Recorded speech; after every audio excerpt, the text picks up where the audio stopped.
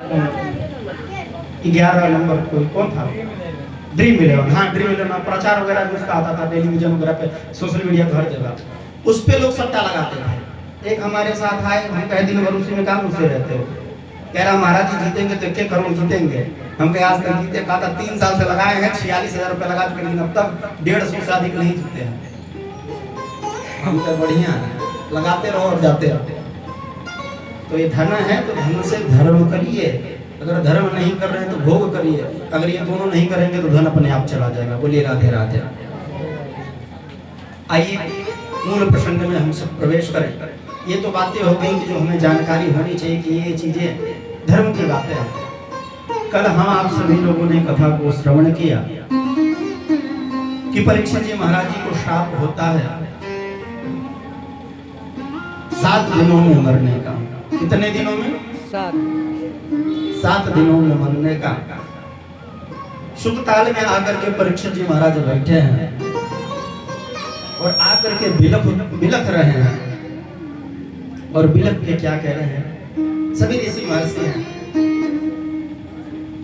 द्विजोपसृष्टः कुहकस्तक्षको वा दशत्वलं गायत विष्णुगाथा। सारे ऋषि महर्षि कह रहे हैं महाराज 7 दिन में आप मर जाएंगे, और ये परम सत्य है कि हम 7 ही दिन में मरने वाले हैं। 8वां दिन कोई होता नहीं है।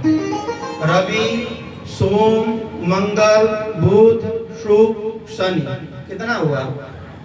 8वां कोई हुआ? कौन रवि कह रहा है? रवि तो फिर से 7 पहले शुरू हो जाएगा। 7 दिन तो हुआ ना। ये यथार्थ सत्य है कि 7 ही दिन में मरना है। ये परीक्षित जी के लिए नहीं, हम लोगों के लिए भी है। परीक्षित जी का है 7 दिन में मरूंगा, उसका दुख नहीं है मुझे। तो भैया दुख किसका है? बोले दुख इस बात का है कि अब तक मैंने उस बाल मुकुंद सावरिया सेठ की कथा तक नहीं सुनी, उनका गुणानुवाद तक नहीं सुना, जिसके वजह से आज मेरी धरती पे मेरा जन्म हुआ है, मैं जीवित हूँ। उस कन्हैया की कथा नहीं सुना, कष्ट तो हृदय में इस बात का है। बोलिए राधे राधे। कहते हैं मैंने उस विष्णु की गाथा नहीं सुनी, कोई ऐसा मिलता जो भगवान का कथा सुना देता मुझे। अच्छा, जब चाह प्रेमी से मिलने की, प्रेमिका की चाह प्रबल हो ना, तो किसी न किसी प्रकार से प्रकृति भी, नेचर भी लग जाती है उसको मिलाने में। आकर के बैठे हैं और अपने प्रियतम सावरिया के वियोग में बैठे हैं। काश मुझे परमात्मा मिल जाता, कोई परमात्मा की कथा सुना देता।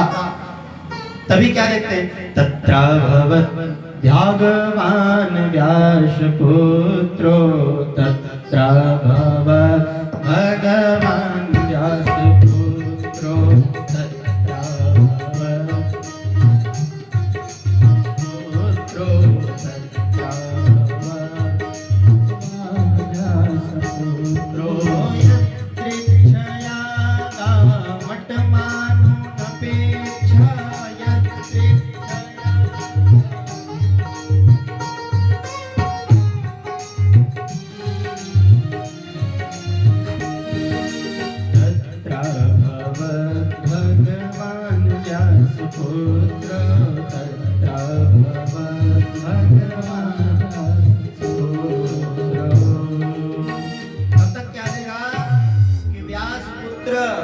जिन्हें सुखदेव जी ने भागवत पहले ही पढ़ लिया था, इनके जन्म से पूर्व क्या हुए?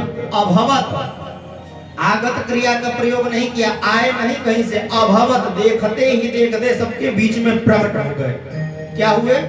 प्रकट हो गए। और एक चीज जान लीजिएगा, संसार का मनुष्य आता है और जाता है, इसमें ये तनिक भी संशय नहीं है कि सुखदेव जी भगवान ही बनकर के आए। क्यों? क्योंकि प्रकट हुए हैं। प्रकट से केवल भगवान होते हैं और कोई प्रकट नहीं होता।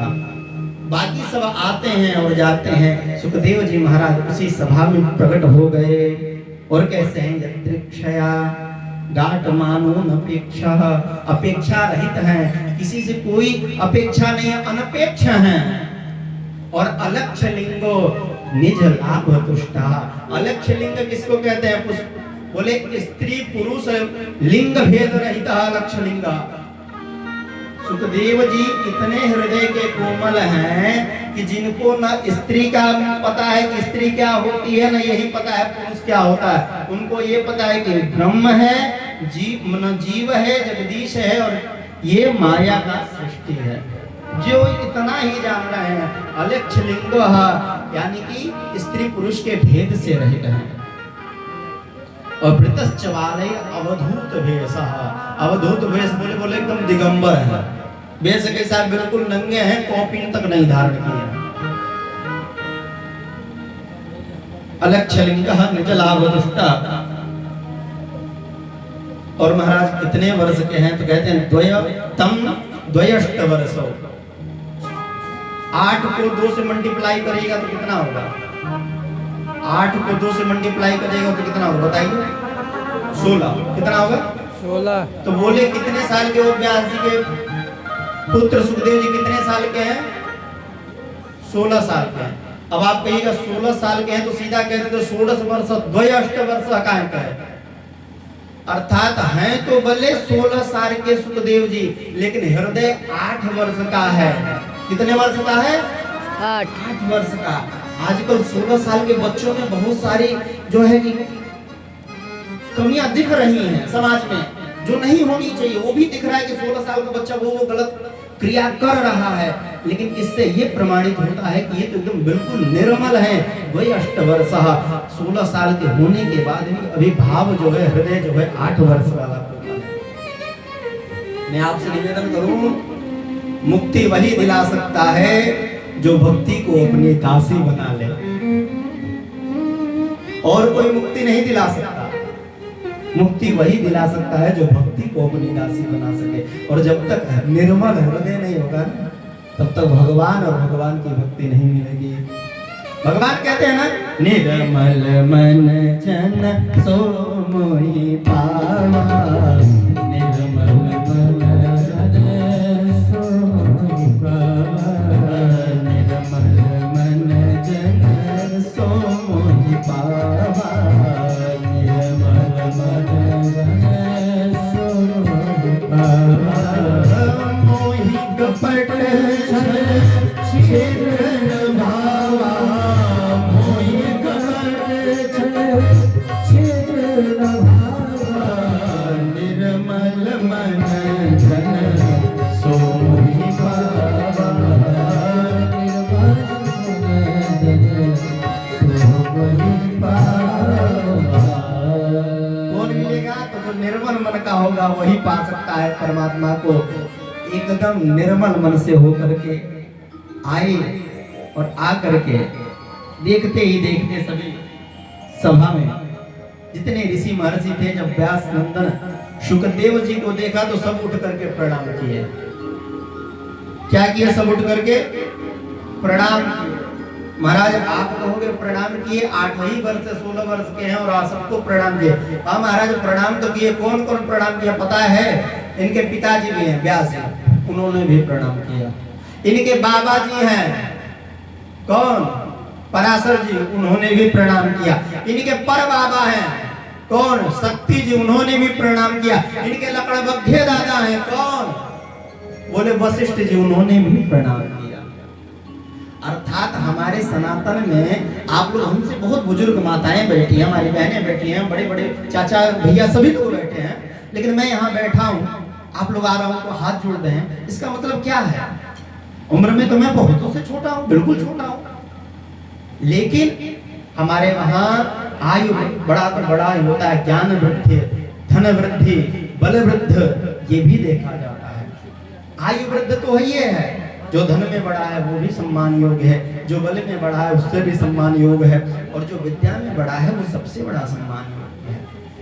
क्योंकि सब जानते हैं सुखदेव जी जैसा परमहंस कोई है नहीं, इसलिए सब प्रणाम कर रहे हैं। राजा परीक्षित ने देखा कि सुखदेव जी को सब बड़े बड़े ऋषि महर्षि सब खड़े होकर के प्रणाम कर रहे हैं। परीक्षित जी साष्टांग लेट गए चरणों में और पकड़ लिए चरणों को, बस आप ही हैं जो उद्धार कर सकते हैं। बोलिए राधे राधे। अर्थात जीव का उद्धार तो केवल जगदीश ही कर सकता है और कोई नहीं कर सकता। बोलिए राधे राधे। आपको एक पता है एक बात, भगवान से जब नाता जुड़ जाता है तो भगवान किसी ना किसी प्रकार से आकर के उस नाता का जो संबंध है ना वो निभाता है, तो परमात्मा ही निभाता है और कोई नहीं निभा सकता। एक बार किसी ब्राह्मण बालक अश्वत्थामा ने उत्तरा के गर्भ में परीक्षित जी पे ब्रह्मास्त्र साधा था। क्या साधा था? बोलिए बोलिए। ब्रह्मास्त्र। भगवान ने क्या किए? गर्भ में गए। और किसने रक्षा की? भगवान ने रक्षा की। कितने दिन तक? 10 महीने। कितना बताया था मैंने? गर्भ में रक्षा किया। एक बार ब्राह्मण बालक ने ब्रह्मास्त्र साधा था, इस बार ब्राह्मण बालक ने वाकास्त्र साधा है। इस बार भी तो कोई ब्राह्मण का ही लड़का श्राप दिया है, दिया है कि नहीं दिया है?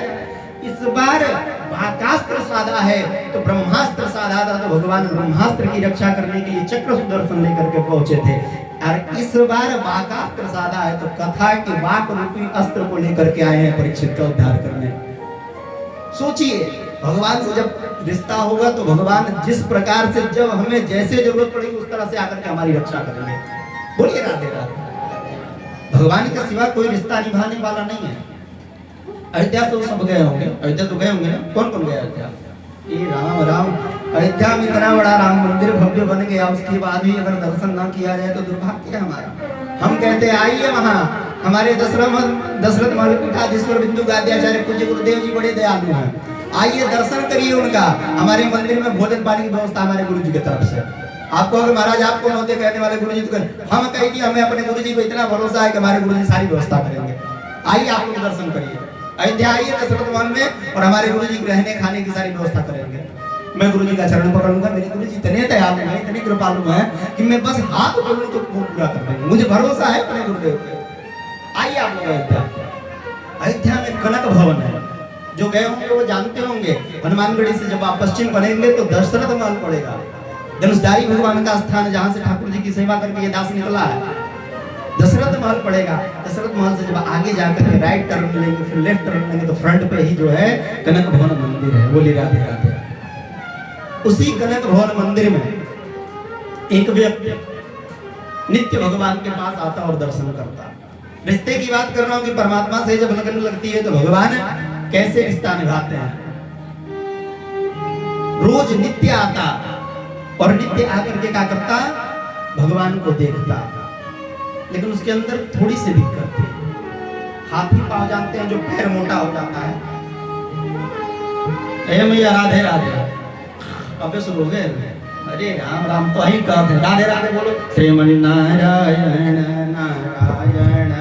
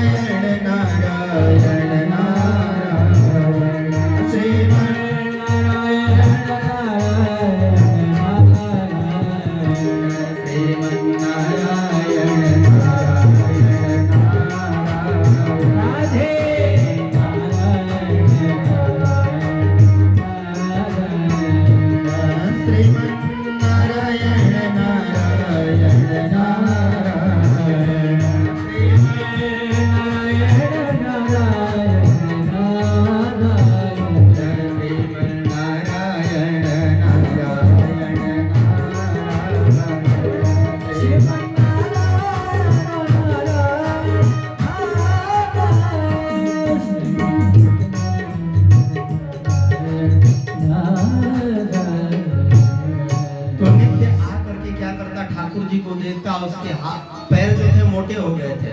अब सोना नहीं है, ठीक है, किसी को सोना नहीं, एकदम स्ट्रेट। आता था नित्य ठाकुर जी को देखता था। अच्छा कलम बिहारी ठाकुर जी इतने प्यारे हैं कि एक बार देख लीजिए ना, तो देखने के बाद नजर हटाने का मन नहीं करता है।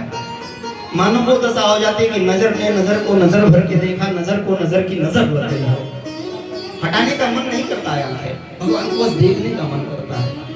नित्य देखता, लेकिन पांव मोटा था, बीमारी हो गई थी, उसमें कीड़े पड़ गए थे। क्या पड़ गए थे? कीड़े पड़ गए थे। और वो कीड़े जब चलता उठता बैठता तो गिर जाते उसी कनक भवन की अग्नैया में। लोग देखते कि बड़ा गंदा आदमी है, बड़ी गंदगी फैला रहा है, तो भगो यहाँ से भगो। कहता था भैया देख लेने दो, पता नहीं कब रहूं कब ना रहूं, जब तक हूं देख लेने दो। लोग कहते ओ गंदा आदमी है। कहा कि क्यों आप हमको डांटते हैं? कहा कीड़े वाला पैर लेकर के आ गया है और कह रहा है क्यों डांटता है? कहा ये कीड़े नहीं है, इसको कीड़ा मत कहिए। तो बोला लोगों ने क्या है फिर? कहा ये कीड़े नहीं है, ये तो मेरे राम जी ने मुझे पैजनिया दिया है, जिसको पहन करके आता हूँ अग्नैया में नाचता हूँ। लोगों ने कहा कि पैजनिया है, धूर्त कहीं का झूठ बोलता है।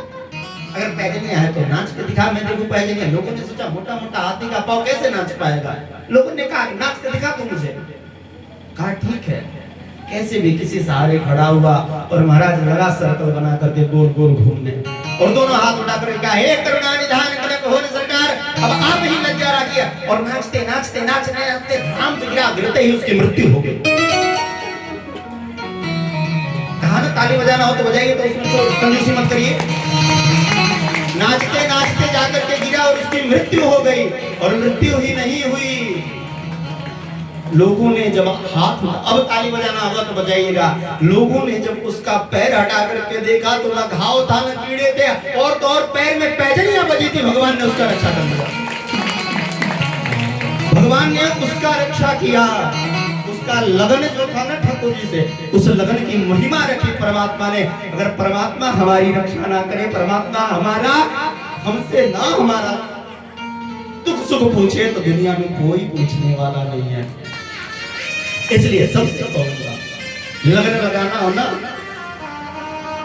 तो केवल और केवल राम से लगाइए, मैथिली से लगाइए, पार उतर जाएंगे। लगन तुमसे लगा बैठे, लगन तुमसे लगा बैठे, जो होगा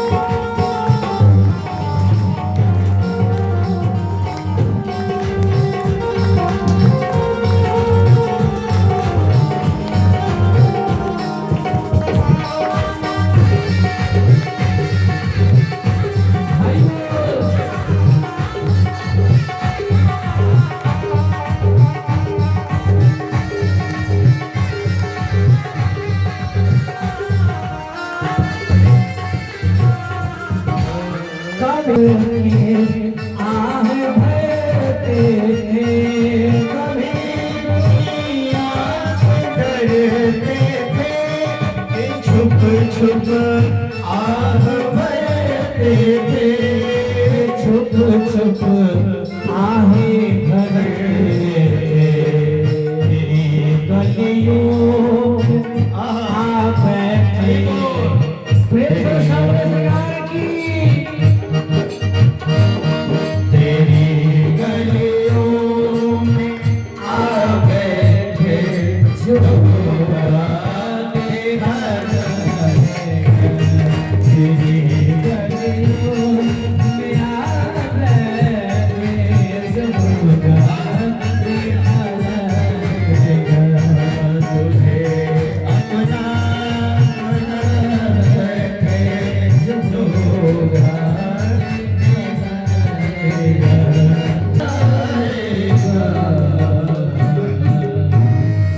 तो लगन किससे लगाना है? लगन तुमसे। अब तुमसे में क्वेश्चन मार्क है। क्या है? क्वेश्चन मार्क है। स्पष्ट कर देते हैं। लगन इनसे लगा बैठे जो होगा देखा जाएगा। इन्हें अपना बना बैठे जो होगा देखा जाएगा। इसी भाव से जीवन जीने लायक है। बस लगन प्रभु से लग जाए। जिस दिन लगन उनसे लग गई ना तो फिर किसी और से लगेगी नहीं। यही उनकी कृपा है। जब तक अभी इधर उधर लगन लग रही है तो समझिए प्रभु से लगन लगी नहीं है। भगवान भरोसे का कभी दास का भरोसा नहीं छोड़ते। परीक्षित आज उदास होकर के बैठे थे तो व्यास पुत्र बन करके आए और आए तो चरणों में पड़ करके लिपट गए। आज बचा लीजिए ना, पूरा जीवन बीत गया, आज आप मिले हैं। आप नहीं तो कौन थे? सुखदेव जी ने अभी बैठ ही रहे थे तब तक महाराज सबसे पहले प्रश्न कर दिया कि म्रियमाणानां किं कर्तव्यम्। अभी बैठे भी नहीं थे, बैठने वाले थे तब तक पूछ दिया कि मरने वाले को क्या करना चाहिए। बोलिए राधे राधे। अगर कोई प्रश्न है हम वहां से चल के यहाँ तक आए बैठ जाएंगे तब आप लोग करेंगे कि पहले ही कर देंगे। आप लोग सोचेंगे व्यास जी को बैठ जाएंगे तो फिर करेंगे, क्योंकि आपको पता है कि बाबा 3 घंटा बैठेगा। बोलिए राधे राधे। लेकिन सुखदेव जी जानते हैं, परीक्षित जी जानते हैं कि सुखदेव जी जब तक गाय दुही जाती है तब तक ही एक जगह पर खड़े रहते हैं, फिर निकल जाते हैं। और एक बार बैठाया तो 7 दिनों तक बैठाए रह गए। बोलिए राधे राधे। इसलिए पहले ही अपने मन की जो भी व्यथाएं थी कह दिया, नाथ एक करुणा सुनो, म्रियमाणानां किं कर्तव्यम्, मरने वाले को क्या करना चाहिए।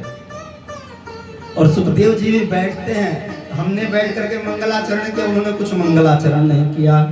सबसे पहले ही उसी प्रश्न का उत्तर कर देते हुए सबसे पहले राजा परीक्षित का प्रशंसा करते हैं। वरियाने सते प्रश्न कृतं लोकहितं नृपा आत्मविद सम्मतः पुंसा श्रोतव्यादिषु यः पर। अब बड़ा ध्यान से इस श्लोक को समझने का, इस श्लोक को अगर हम समझ गए तो समझिए हम संतों के भाव को जान जाएंगे कि संत करते क्या है। हमने जो श्लोक बोला उसमें क्या बोला? वरियान। वरियान शब्द में सबसे पहला अक्षर कौन सा है? बोलिए बोलिए बोलिए। वरियान में सबसे पहला अक्षर कौन सा है? व। क्या है? व क्या है जानते हैं आप लोग? व ब्रह्म का बीज अक्षर है। क्या है? बोलिए बोलिए। ब्रह्म का बीज अक्षर है। क्या है? अर्थात जब कोई परमहंस बोलता है तो सबसे पहले ब्रह्म का ही ध्यान करता है। मंगलाचरण भले नहीं किया लेकिन ब्रह्म का ध्यान कर दिया। इसी में क्या बोले? वरियाने शते प्रश्न।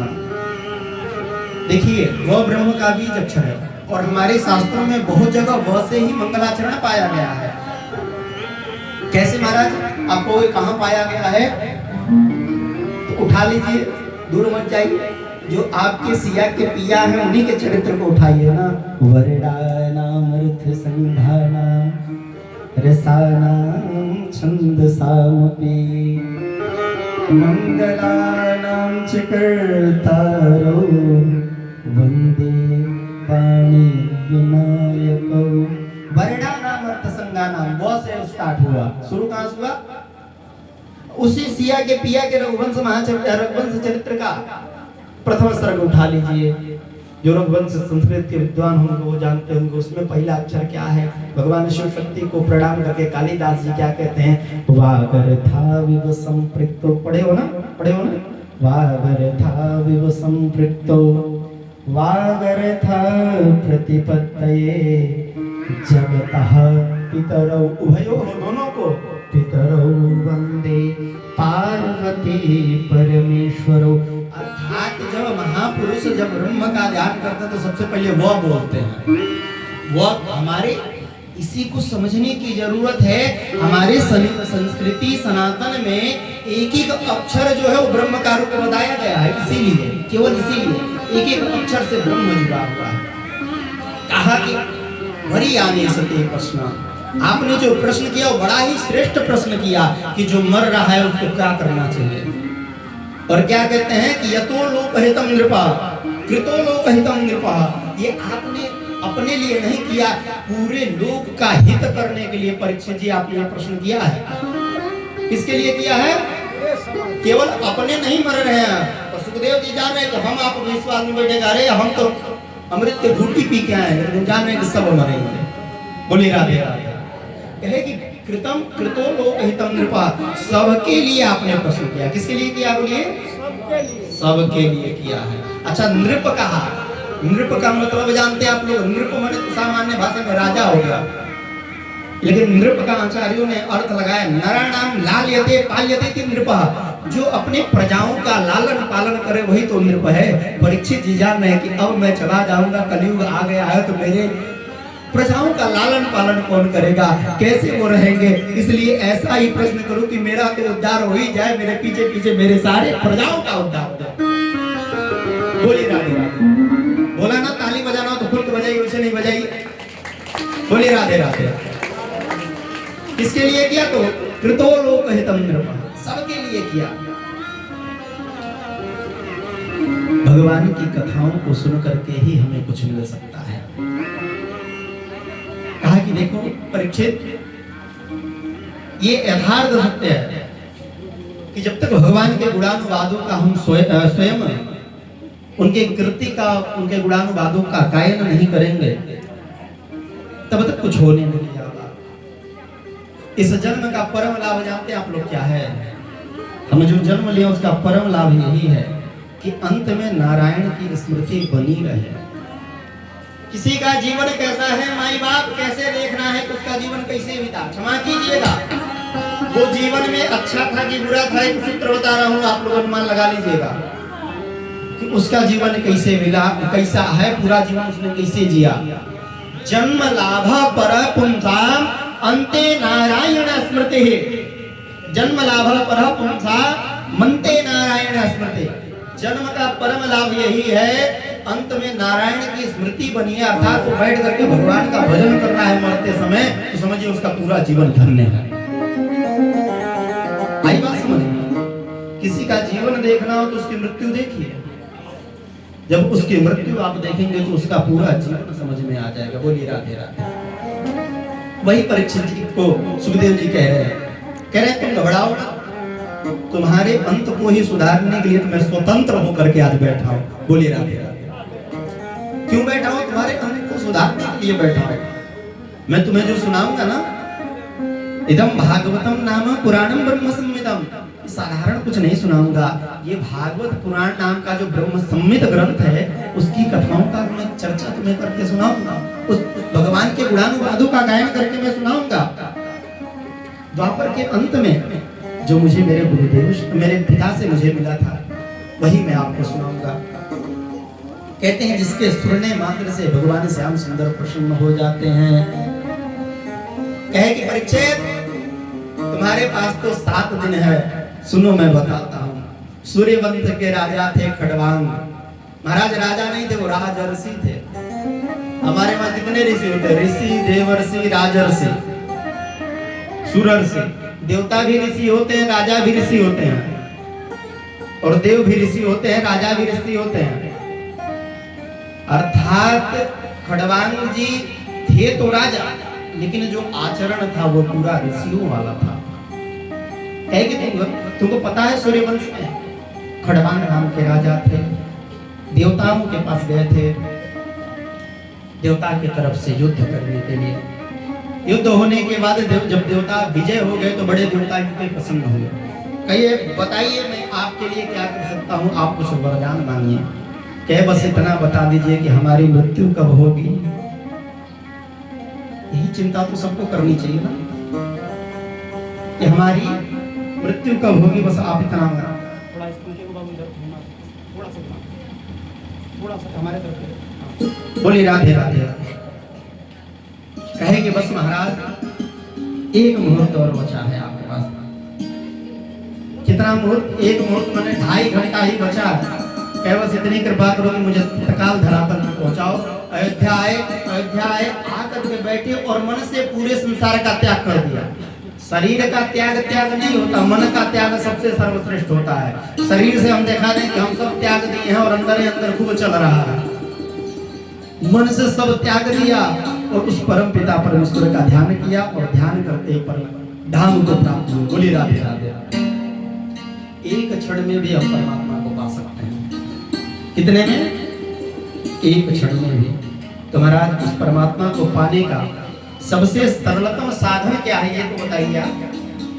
तब कहते हैं कि सुनो, परमात्मा को पाना है तो सबसे पहले 4 काम करना पड़ेगा। अपने अंदर 4 सुधार लाना पड़ेगा। कौन कौन सा?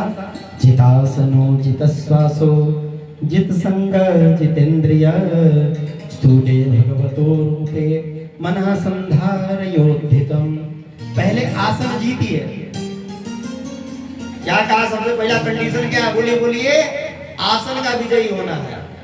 इनाई की कथा श्रवण करे आए हैं और 2 मिनट में शुरू हो जाना। देख रहे हैं बैठे अरे राम राम कैसे होगा? कथा कैसे सुनेंगे आपका?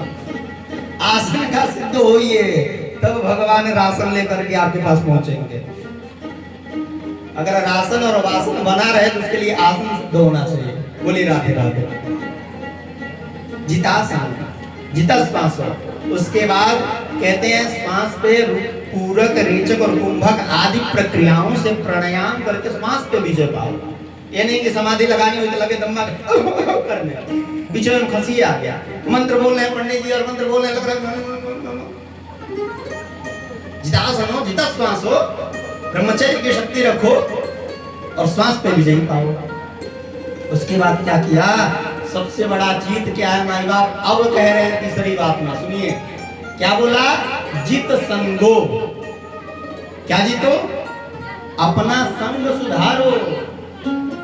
और सबसे बड़ा विडंबना यही है कि हम जब संगत में अगर पड़ गए वहीं तो सारा खेल भी बिगड़ जाता है। संग महाराज, जिसका संग सही है उसकी जिंदगी सही है, जिसका संग गलत है उसकी पूरी जिंदगी ही गलत है। भाई बाप, कोई ऐसा नहीं है कि अगर जुआड़ी के साथ 4 दिन बैठे उसके बाद सफाई देखे हम पत्ता नहीं फेरते, कुछ नहीं करेगा तो उसमें एक पत्ता होता है ना जोकर का, वो जोकर तो उसको चिन्हा ही देगा। कहोगे महाराज आप कैसे चिन्हे हो? क्या करें भैया, दुनिया कहाँ बैठेंगे? आजकल तो मोबाइल उठाओ तो वो ऐड में देते हैं, ये कुछ खेलिए, कमाइए, धमाइए। बोलिए राधे राधे। शराबी के साथ बैठो तो कुछ ना कुछ उसमें बुरे ही देगा, कुछ ना हो तो करने वाले के पास बैठो तो इतना सिखा देगा कि भैया तनी बनाओ तो सुरती और चुन्ना मिला के इतना सिखा देगा। तो एक चीज बताइए, जब वो इतना सिखा देगा तो हम कहते हैं साधुओं के साथ बैठो तो साधु को नहीं कुछ सिखा देगा। बोली राधे राधे। तो बैठना है तो अच्छे संग में बैठिए। जित संगो, संग का विजयी होना सबसे बड़ी बात है। हमारे आचार्य वैष्णव कुलभूषण श्री गोस्वामी तुलसीदास जी भी एक चित्र खींचते हुए कहते हैं संग का, को न कुसंगति पाई न साई, को न कुसंगति पाई न साई, को न कुसंगति पाई न साई, को न कुसंगति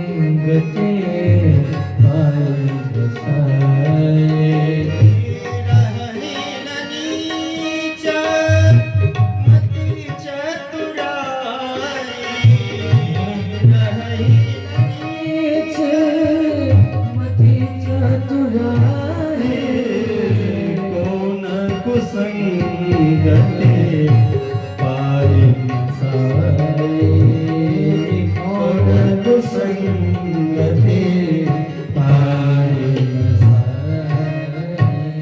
बोलिए राधे राधे। गोस्वामी जी कहते हैं ऐसा कोई नहीं है जो कुसंग में पढ़ करके उसका नाश न हो जाए, कहने को भले लोग साधु बने। बोलिए राधे राधे।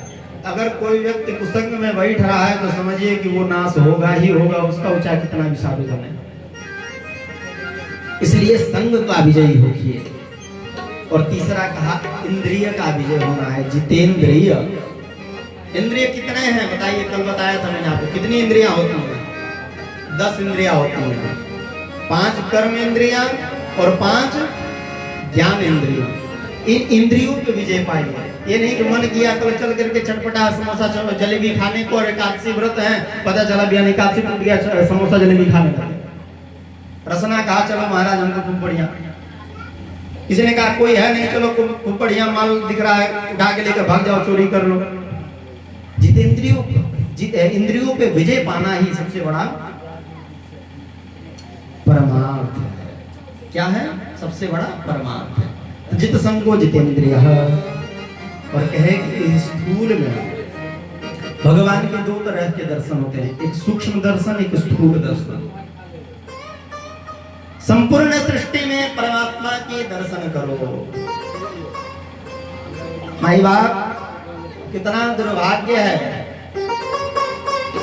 इंसान जो मूर्ति बनाता है उसको दिन भर जाकर के अगरबत्ती दिखाता है, और परमात्मा ने जो इतनी सुंदर सुंदर गोरे काले सांवले सलोने मूर्तियां बना करके भेजा है, उसी से हम एक दूसरे से द्वेष करते हैं। अगर करना है तो परमात्मा के बनाए हुए इस समस्त संस्कार में जितनी मूर्तियां हैं उनसे भी प्रेम करो, एक दूसरे से प्रेम करना सीखिए। पूरे संसार में ब्रह्मांड में परमात्मा का दर्शन करिए, स्थूल रूप में, सूक्ष्म रूप में, सर्वत्र भगवान का ध्यान करिए। कहा महाराज ध्यान कैसे करना है? तो कहते हैं पाताल में तस्य ही पादमूलम पठन्ति पार्ष्णे प्रपदे रसातलम। महाराज पाताल तो भगवान का पैर मानिए, आकाश को भगवान का सिर मानिए, जितनी नदियां बह रही हैं नदियां ही तो भगवान की नस नाड़ियां हैं, बड़े बड़े पहाड़ जो हैं यही तो भगवान की हड्डियां हैं, और ये जो हरे भरे जंगल है ना यही भगवान के जो हैं रोमावली है। इस पूरे संपूर्ण सृष्टि में तो परमात्मा ही है। बोले राधे राधे। भारत का बहुत दुर्भाग्य होता जा रहा है।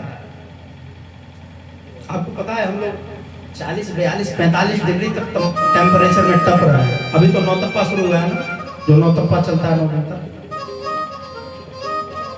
न समय से वृष्टि, न समय से गर्मी, न समय से ठंडी, कुछ नहीं समय से, सब बेवजह। कारण क्योंकि हमने वृक्ष को लगाना छोड़ दिया और वृक्ष काटना शुरू कर दिया। मैं सबसे निवेदन करूंगा हर एक शरीर से कम 2 वृक्ष आप लोग जरूर लगाइए, हर एक शरीर से। वो आपके रहने पर और आपके ना रहने के बाद आप जैसे अपने बच्चों पे छाया बनाते हैं वैसे पूरे परिवार को छाया में रखेगा। वृक्ष लगाना आवश्यक है।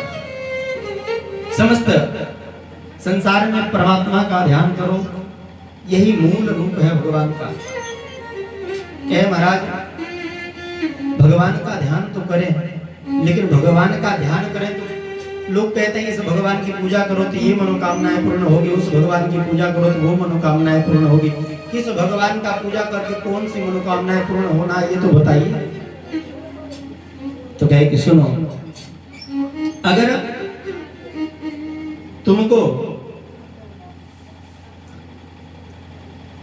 प्रतिष्ठा की कामना हो, अगर तुम्हें रूप की कामना हो तो गंधर्वों की उपासना करो, पत्नी अच्छी चाहिए तो उर्वशी की उपासना करो, हर तरफ जस विजय चाहिए तो यज्ञ नारायण भगवान की उपासना करो, और विद्या चाहिए तो हमारे गौरी शंकर भगवान की उपासना करो।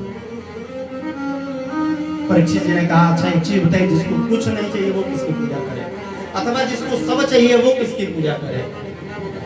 तो सुखदेव जी कहते हैं अकामः सर्व कामो वा मोक्ष काम उदारधि तीव्रेण भक्ति योगेन यजेत पुरुषं परम।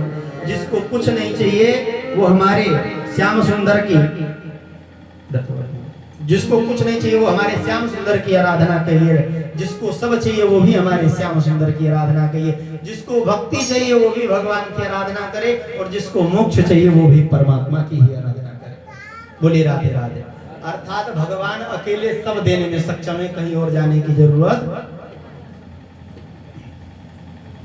फकीरी में गुजारा है मैंने अपना जीवन, फकीरी में गुजारा है ये मैंने अपना जीवन, तेरे दर का दीवाना बना तो समझ आया, तुझे छोड़ कहीं और जाने की तमन्ना नहीं है। पूरा जीवन जो फकीरी में बीत गया, लेकिन जब तेरे दर का दीवाना हुआ तो समझ में आ गया कि तुझे छोड़ के तो कहीं जाने की जरूरत नहीं थी। भीख मांगता रहा इधर उधर, इधर उधर भटकता रहा, लेकिन जब तेरे चरणों में आया तो पता चला परमात्मा तो सब देंगे। बोलिए राधे राधे। तो भगवान की आराधना करें। यहाँ पे सुखदेव जी कहते हैं कि देखो परीक्षित, कोई किसी का सूत्रधार कर्ताधार नहीं होता। भगवान को जो योजनाएं करना है वो करके पहले से तय किए हैं। ये बताओ कि वृक्षों को कौन ले जाकर के दिन भर जल देता है? भगवान वृष्टि न करे तो वृक्ष हो पाएगा, पौधे हो पाएंगे, अनाज हो पाएगा? कह के छोटे मोटे कीड़े मकोड़े जो जीव हैं उनको आप भरण पोषण हम तुम करते हैं, भगवान न करे तो हो पाएगा? कहते हैं कि पशु पक्षियां ऐसे जो हैं, जो इधर उधर चिड़ियां उड़ रही हैं, उसका भरण पोषण तुम करते हो कि हम करते हैं? इसलिए ये मान लो कि सबको भगवान ही सब देने वाले हैं। अरे यहाँ पे सावधान भी किया, इतना देने के बाद भी अगर हम परमात्मा के न हो तो हमारा दुर्भाग्य है। परीक्षित थोड़ा सोचो, जिन्होंने भगवान का कान कथा नहीं सुना उसका कान कैसा है? उसका कान तो सर्प के बिल के समान है। जिनकी जिह्वा भगवान के गुणानुवादों का गायन नहीं की, वो तो मेढक के समान है, केवल टर टर कर रही है। बरसाती मेढक क्या करते हैं? फुला लेते हैं, टर टराते रहते थे, लोग कहते हैं बारिश आएगा। आपके वहां भी ऐसा होता है? हमारे वहां तो मन लोग कहते हैं कि देखो भगवान की कथा सुनना कानों का सुख है, असली पर भगवान के गुणानुवादों का गायन करना ये जिह्वा का गुण है। इसी को गोस्वामी तुलसीदास जी भी कहते हैं, जो हरि कथा सुनहि नहीं काना, जो हरि कथा सुनहि नहीं काना, जो हरि कथा सुनहि नहीं काना, जो हरि कथा सुनहि नहीं काना, श्रवण रंग अहि भवन समाना, श्रवण रंग भवन समाना, जो हरि कथा सुनहि नहीं काना, जो हरि कथा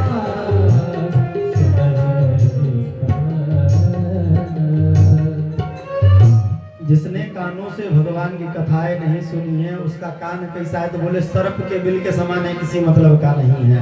इसलिए आप लोग समझिए बैठे हैं कथा सुन रहे हैं तो आपका कान जो भगवान परमात्मा ने जिस उद्देश्य के लिए दिया वो उद्देश्य पूर्ण हो रहा है।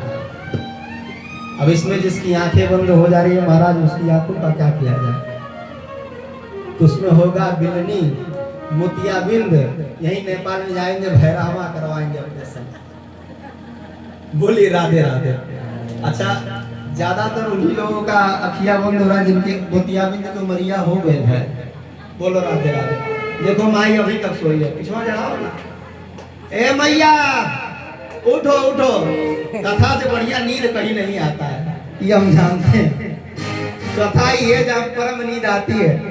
महाराज एक बार एक आदमी, बोलिए राधे राधे, उसको नींद की दवा खा करके वो सोता था और एक नंबर का नाश्ता।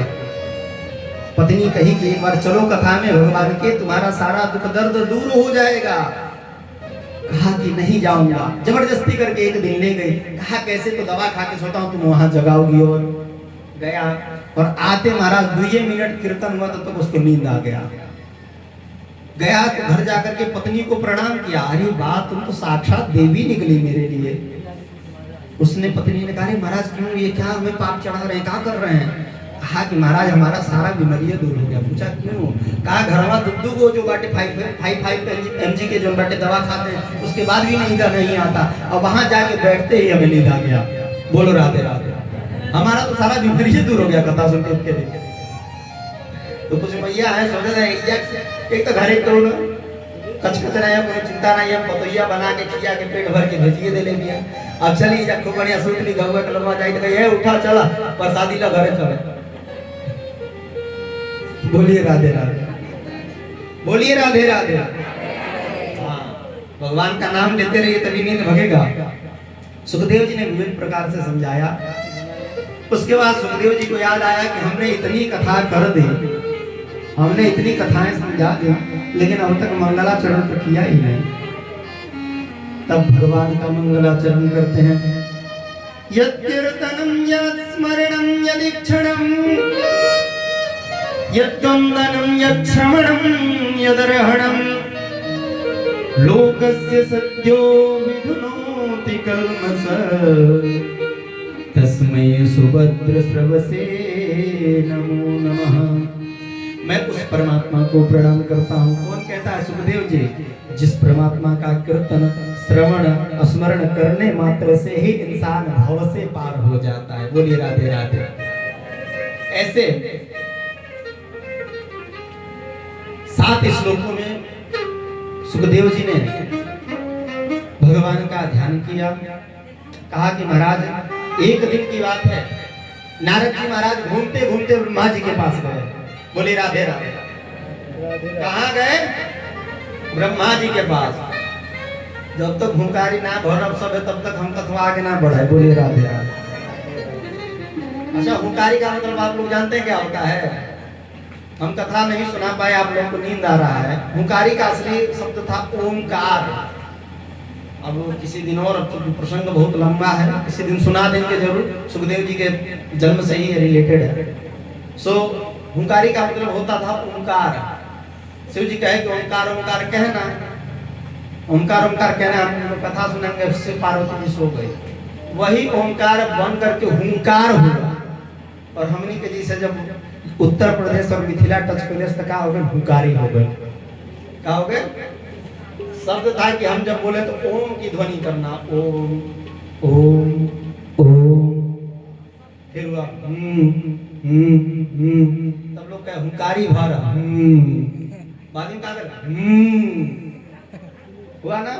बोलिए राधे राधे। कहे कि एक बार ब्रह्मा जी के पास नारद जी जाते हैं और नारद जी जाकर के पूछते हैं ब्रह्मा जी से। पूछते नहीं, अभी तो सीधा जाकर के कहते हैं क्या? हे इस जगत के गुरु, जगत गुरु, हम आपको प्रणाम कर रहे हैं। ब्रह्मा जी ने कहा क्या कहा? क्या कहा? क्या कहा? कहा नारद जी ने, हमने आपको जगत गुरु कहा और जगत गुरु कह के प्रणाम कर रहा है। ब्रह्मा जी ने कहा हम कोई जगत गुरु नहीं है। क्या कहा? हम कोई जगत गुरु नहीं है। नारद जी ने कहा क्यों नहीं है भाई, पूरी सृष्टि को आपने बनाया है तो आप जगत गुरु क्यों नहीं है? अब देखिएगा यहाँ ब्रह्मा जी खुद को जगत गुरु नहीं मान रहे हैं। आजकल तो रोज नए नवीन जगत गुरु घूम रहे हैं। बोली राधे राधे। राधे राधे। ब्रह्मा जी ने कहा कि हम कोई जगत गुरु नहीं है। तो क्यों महाराज जगत गुरु नहीं है? ब्रह्मा जी ने कहा कि यन माया दुर्जया माम ब्रुवन्ति जगत गुरु। भगवान की नारद माया तो देखो। बोली जय श्री राम। जय श्री राम। ए भैया आपसे मत बतियाइए, हम रुक करके चुपचाप से पहले सुन लेंगे क्या क्या बतिया हो तो सब कथा सुनाएंगे और पहुंच जाएंगे आपके दरवाजे पे जिसके विरोध में आप लोग बतिया रहे हैं और जाके कहेंगे कि देखा तो सभी लोग तेरे बारे में उल्टा सीधा बतियावत रहला, फिर जवान छोटा छोटा हुई क्या करेंगे। इसलिए बोली राधे राधे। हाँ, कहा कि जन माया दुर्जया माम ब्रुवन्ति जगत गुरु। हे नारद भगवान की माया तो देखो कि लोग मुझे ही जगत गुरु कह रहे हैं, लेकिन मैं कोई जगत गुरु नहीं हूँ। तो भगवान नारद जी ने कहा फिर जगत गुरु है कौन? यहाँ बहुत ही सुंदर चतुश्लोकी भागवत का उपदेश नारद जी को देते हैं और कहते हैं कि देखो बिना नारायण के ये सृष्टि नहीं है। नारायण परा वेदा नारायण अंगजा नारायण परा लोका नारायण परा मखा। अर्थात सीधा सीधा इतना जान लो कि सृष्टि में बिना नारायण का कुछ नहीं है। और जो तुम्हें लग रहा है कि मैंने सृष्टि बनाई तो सुनो, सबसे पहले सृज्यम सृज्यामि सृष्टोम सृज्यम सृज्यामि सृष्टोहम इक्षैवा विचोदितः। पहले मैं खुद बना हूँ, मुझे भगवान ने बनाया तब जाकर के मैंने सृष्टि बनाई। पहले ब्रह्मा जी कहते हैं कि पहले मैं खुद बना हूँ तब जाकर के सृष्टि बनाई। तब नारद जी ने कहा महाराज कैसे बने हैं थोड़ा ये बताइए। तो कहा कि देखो नारायण के नाभि से कमल, सृष्टि का ध्यान सुनिएगा विस्तार। नारायण और नारायण के नाभि से कमल और कमल पे मैं ब्रह्मा। अर्थात जीवन में एक चीज और जान लीजिए, जितने भी इस संसार में दिख रहे हैं सब प्राकृत हैं, सब प्रकृति से बने, सब ब्रह्मा बनाए हैं। लेकिन एक कमल का पुष्प ही ऐसा है जिसको ब्रह्मा जी ने नहीं बनाया। किसको ब्रह्मा जी ने नहीं बनाया है? कमल के पुष्प को ब्रह्मा जी ने नहीं बनाया। कमल के पुष्प पे स्वयं ब्रह्मा जी आए, इसलिए कमल का पुष्प अप्राकृत है। इसलिए सदैव कमल का पुष्प क्या कहता है? संसार में रह करके भी संसार से ऊपर रहो, जल में रह करके भी जल से ऊपर रहता है। कीचड़ ही उसका स्रोत होता है, लेकिन कीचड़ का इतना छेपक भी नहीं आता है। अप्राकृत पुष्प है कमल के। उस कमल पे मैं आया तो चारों तरफ देखने लगा, कौन हूँ, कहाँ से आया, क्या करूं। तब तक मेरे चारों तरफ चार मुख हो गए। क्या हो गए महाराज? कुछ नहीं था। तब तक हमको क्या हुआ? स्पर्शेषु यत् षोडशमेक विंशत्, स्पर्श वर्ण के 16 और 21वां अक्षर सुनाई दिया। अब यहाँ थोड़ा समझिएगा, स्पर्श वर्ण आप लोग जानते क्या है? नहीं जानते होंगे, हम बताते हैं। हमारा सनातन व्याकरण वैदिक जो है उसमें व्याकरण में पढ़ाया जाता है स्पर्श। कौन सा स्पर्श संज्ञक है? स्पर्श वर्ण कौन सा बताओ? कादयो मावसानाः स्पर्शाः। क से लेकर के म तक के जितने अक्षर है वो क्या है? स्पर्श संज्ञक है। उनको क्या कहता है शास्त्र हमारा? स्पर्श संज्ञक। कादयो मावसानाः स्पर्शाः, यानी कि क से म तक के जितने अक्षर हैं उन स्पर्श वर्णों में 16वां अक्षर तो हुआ खराब जो पढ़ ले हो जाके 16वां अक्षर कौन सी है? हम बताएं क है। और 21वां अक्षर कौन है? उसके बाद 5 गो और पढ़िएगा तो प पढ़ेगा। मुझे तप तप तप की ध्वनि सुनाई दी। स्पर्श वर्ण के 2 अक्षर सुनाई दिए, त और प। मुझे लगा कि ब्रह्म हमको प्रेरणा दे रहा है कि हम तप करें। बोली राधे राधे, बोली राधे राधे। मैंने भगवान की प्रेरणा मान करके तप करना शुरू कर दिया कमल पे बैठ करके। हजारों वर्ष तक, क्योंकि उसमें न काल था, न सूर्य था, न चंद्रमा था, अनादि से अनंत काल का ये तब तक हमने तपस्या किया। और जब तप किया तो कुछ हमको मिला नहीं। तपस्या जारी रही तब तक एक दिन कानों में ध्वनि सुनाई दी, बरम रोयात। आंख खोल करके जब देखा तो ऐसा स्वरूप की देख करके हृदय प्रसन्न हो गया। भृत्य प्रसादा विमुखं दृगासवं प्रसन्नहासा रुडलोचनाननं किरीटिनं कुण्डलिनं चतुर्भुजं पीताम्बरं वक्षसिलक्षितं श्रिया। क्या देखा कि कोई हमारे सामने आया है और उसका स्वरूप कैसा है, तो एकदम प्रसन्न है। अरुणलोचनम, आंखें कैसी हैं? जैसे अरुणोदय जानते हैं आप लोग क्या होता है? बोलिए। सूर्योदय का नाम सुने हैं? सूर्योदय से पहले अरुणोदय होता है, जो आसमान में लालिमा छापती है, वही अरुणोदय। उसके बाद सूर्योदय होता है। लाल लाल बड़े बड़े आंख, भगवान के स्वरूप का वर्णन कर रहे हैं ब्रह्मा जी। भगवान का स्वरूप कैसा है? बोली बोली बोली। लाल लाल बड़े बड़े आंख हैं, प्रसन्न हैं, किरीट है, कुंडल पहने हुए हैं, चतुर्भुज है, पीतांबर पहने हुए हैं, जो जिसे स्वयं श्री लक्ष्मी सेवा करती हैं, ऐसे स्त्री से संपन्न है। बोलिए राधे राधे। भगवान प्रकट हो गए और भगवान ने प्रकट होकर के मुझसे हाथ मिलाया। भगवान प्रकट हो गए, बोलिए क्या किया? बोलिए बोलिए। हाथ मिलाया। क्या किया? अर्थात ये हैंड शेक का जमाना आज से नहीं है, बहुत पहले से। आजकल लोग तो हाथ मिला दे, लोग कहते हैं ये कहाँ लिखा है? तो यहाँ लिखा है प्रियः प्रियम प्रीतमनः करे स्पर्शम। हाथ मिलाया भगवान ने हमसे। क्या मिलाया? हाथ मिलाया। और हाथ मिला करके भगवान ने हमको क्या कहा पता है? यावत् सखा सख्युर्देशति कृतः प्रजा विसर्गे विभजामि भोजन। हे प्रजापति ब्रह्मा, तुम मेरे सखा हो। कौन हो? ब्रह्मा जी को क्या बनाया भगवान ने? सखा बनाया। ब्रह्मा जी ने कहा प्रभु, जिसकी तपस्या मैं कब से कर रहा हूं मुझे नहीं पता, वो हमको मिले और मिल करके अगर हमको सखा बना लिए तो हमको अगर अहंकार आ जाए तो हम क्या करेंगे? फिर हमारा क्या होगा? अहंकार तो हमारा मिटेगा नहीं। भगवान ने कहा देखो, तुम्हें अहंकार ना आए, तुम हमारे हो, इसलिए तुम्हें ज्ञान देता हूं। ज्ञानम परम गुह्यम में यद विज्ञान समन्वितम सरहस्यम तंगं च गृहाण गदितम मया। एक परम गुह्यम ज्ञान मैं तुम्हें देने जाता हूं। और चतुश्लोकी भागवत जो है, पहली बार ब्रह्मा जी को भगवान ने सुनाया। यही 4 श्लोकों का भागवत था, जिसका विस्तार 18,000 श्लोक में वेद व्यास जी ने कर दिया। बोला था ना? हाँ, बोले राधे राधे। इन्हीं 4 श्लोकों का विस्तार 18,000 श्लोकों में द्वापर के अंत में हमको देख करके दया करके कि हम तो मंद हो गए, सुमंद हो गए, हमारे पास बुद्धि नहीं है, तो 18,000 श्लोकों की परमहंस संख्या वेद व्यास जी ने तैयार कर दी। कहा 4 श्लोक किए और 4 श्लोक में ब्रह्म, माया, जगत और जिज्ञासा का बोध कराया। क्या क्या कराया? ब्रह्म, माया, जिज्ञासा और जगत का जो है हमें बोध कराया। अब यही चारों में पूरी हमारी जिंदगी फंसी है। ब्रह्म कौन है? ब्रह्म का बनाया हुआ माया कौन है? और जगत क्या है? और हमें जिज्ञासाएं क्या क्या रखनी चाहिए? यही 4 चीजें हैं।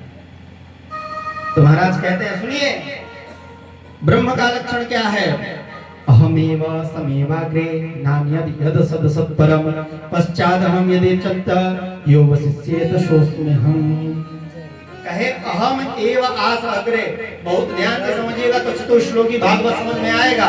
और जब 4 श्लोकों का भागवत समझ में आ गया, जो चीज हम भी कहते रहे भले कल से आइएगा, ही नहीं कि नहीं आइएगा। 4 श्लोकों का भागवत जिसने समझ लिया, उसको 18,000 श्लोकों का भागवत सुनने का फल मिल जाता है। बोलिए राधे राधे। तो 4 श्लोकों का भागवत में भगवान क्या कहते हैं? अहम एव आस अग्रे।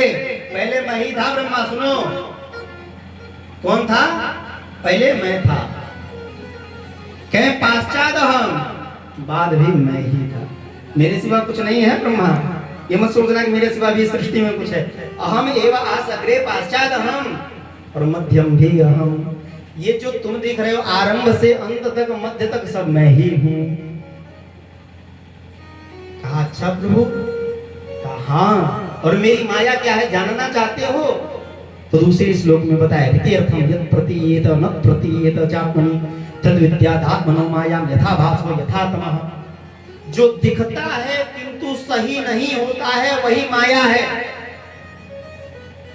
जो दिख रहा है महाराज हम पैसा कमा रहे हैं खूब बढ़िया 10 मंजिला 20 मंजिला महाराज ये तो हमारा है और किस दिन कार जो है ट्रक से भिड़ी और खत्म हो गए सब हमारा धरा का धरा रह गया। बोले राधे राधे। हमारा नहीं है कुछ ये दिख रहा है बस। ऋतीर्थम यत् प्रतीयत जो प्रतीयत हो रहा है कि हमारा है वही तो माया है।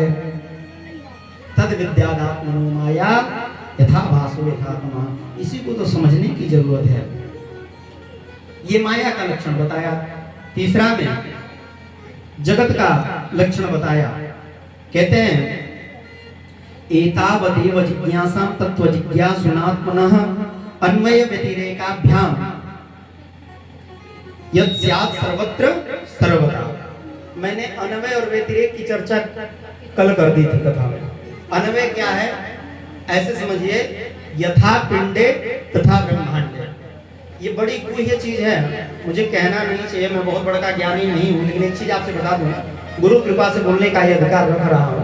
अपने बोल से तो मैं कुछ नहीं बोल पाऊंगा कल ही कथा भूल जाऊँ क्या पता भगवान की। वो तो इनकी कृपा है हमारे गुरु जी की कृपा है। आजकल जो मूल चीज है ना भागवत की वो छूटती जा रही है। आप लोग माताएं बैठी हैं सो जाती हैं सोचती हैं बाबा नचाया नहीं बाबा गवाया नहीं। घबराइए मत नचाएंगे नाचने वाले को आने दीजिए हम तो नचाएंगे जितना कोई नहीं नचाएगा। अभी ये नाचने वाला आया नहीं अभी नचाने वाला चल रहा है। जो भागवत का मूल है वही तो हमसे छूट रहा है। जब तक हम मूल नहीं पकड़ेंगे हृदय का फूल खिलने वाला नहीं है चाहे कितना भी कथा सुनने की आप लोग। मूल पकड़िए। क्या कहते हैं कृत्यर्थम अन्वय व्यतिरेकाभ्याम। अन्वय व्यतिरेक क्या है मैंने कल कहा अन्वय वही है अर्थात भगवान है तो संसार है भगवान नहीं है तो संसार नहीं है। यही अन्वय और यही व्यतिरेक है। इसको और सरल समझिए सीधा सीधा बात है। यथा पिंडे तथा ब्रह्मांडे। जैसे हमारा शरीर बना है वैसे ही पूरा ब्रह्मांड बनाया है। और शरीर कैसे बना है तो गोस्वामी जी कहते हैं क्षितिज पावक गगन समीरा क्षितिज पावक गगन समीरा क्षितिज पावक गगन समीरा क्षितिज पावक गगन समीरा पंचरचित शरीरा पंचरचित शरीरा क्षितिजल पावक गगन समीरा क्षितिजल पावक गगन समीरा क्षितिजल पावक गगन समीरा। क्षिति क्षिति किसको कहते हैं मिट्टी को।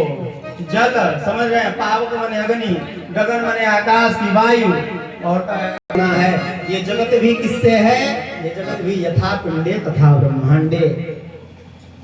ये शरीर भी जिससे है वही उसी से पूरा ब्रह्मांड है। एक बात बताऊं आज हृदय सच में बहुत प्रसन्न हो रहा है आप लोगों पे। पूछिए क्यों पूछिए क्योंकि ये सारे प्रसंग जब मैं स्पर्श करता हूँ तो ठाकुर जी के पास मुझे कभी कभी भागना पड़ता है। देखता हूँ लोग फिर जाना शुरू करते हैं आंख बंद करते हैं। लेकिन आज आप लोग लग रहा है कि श्रोता नहीं हमारे पास श्रोता है। बोले राधे राधे। अभी तक तो 2-4 श्रोता है थे लेकिन आज हृदय इतना प्रसन्न हो रहा है कि हमको भी मन कर रहा है 2-3 बजे तक कथा करें। बोले राधे राधे। आज हमारे पास श्रोता है। हमारे गुरु जी कहते 3 तरह के लोग होते हैं श्रोता सौता और श्रोता। श्रोता कौन है जो कथा में आया सबसे पहले महाराज सुनाया। सौता असौता कौन है जो नया पहले सौदा किया। महाराज आप ये कथा सुनाइए कहाँ लिखा है। एक श्रोता होता है जो आया कब बैठा कब कथा सुना कब गया कोई जाना ही नहीं। बोली राधे राधे बोली राधे राधे। अब इनो मैया तो हमके जमाई आवत हम देखत हैं एक अरे राम राम अब तो जमाई भाग जानी चाहिए। कथाएं समझ में आ रही है ना आपको। हाँ समझ में आनी चाहिए। आगे कहते हैं ये 4 श्लोकी भागवत ही भागवत का मूल है। आगे पुराण किसे कहते हैं इसका लक्षण बताते हैं। पुराण के 10 लक्षण हैं। अत्र सर्गो विसर्गश्च स्थानं पोषणमूतयः मनमंतरे शानुकथा निरोधो मुक्तिराश्रयः। पुराण के 10 लक्षण होते हैं। पहला सर्ग, दूसरा विसर्ग, तीसरा स्थान, चौथा पोषण, ऊति, मनमंतर, ईशान कथा, निरोध और मुक्ति आश्रय। यही पुराण के 10 लक्षण हैं। पुराण के कितने लक्षण हैं?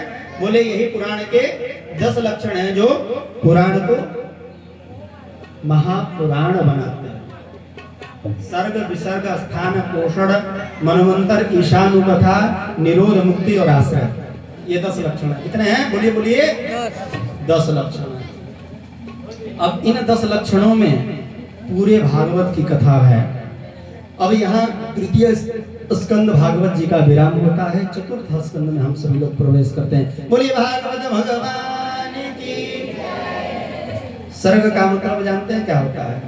सर्ग का मतलब होता है सृष्टि। सर्ग मतलब क्या होता है? बोलिए बोलिए तेज से बोलिए, एक बार और, वंस मोर। हाँ, सर्ग का मतलब होता है सृष्टि। सृष्टि माने पूरा संसार कैसे बना, इसको हम जानते हैं सर्ग में। लेकिन सृष्टि कैसे उत्पन्न हुई, बड़े ही मीठे प्रसंग से इसका शुभारंभ हो रहा है। बोले राधे कृष्ण भगवान की। श्रीमन्नारायण नारायण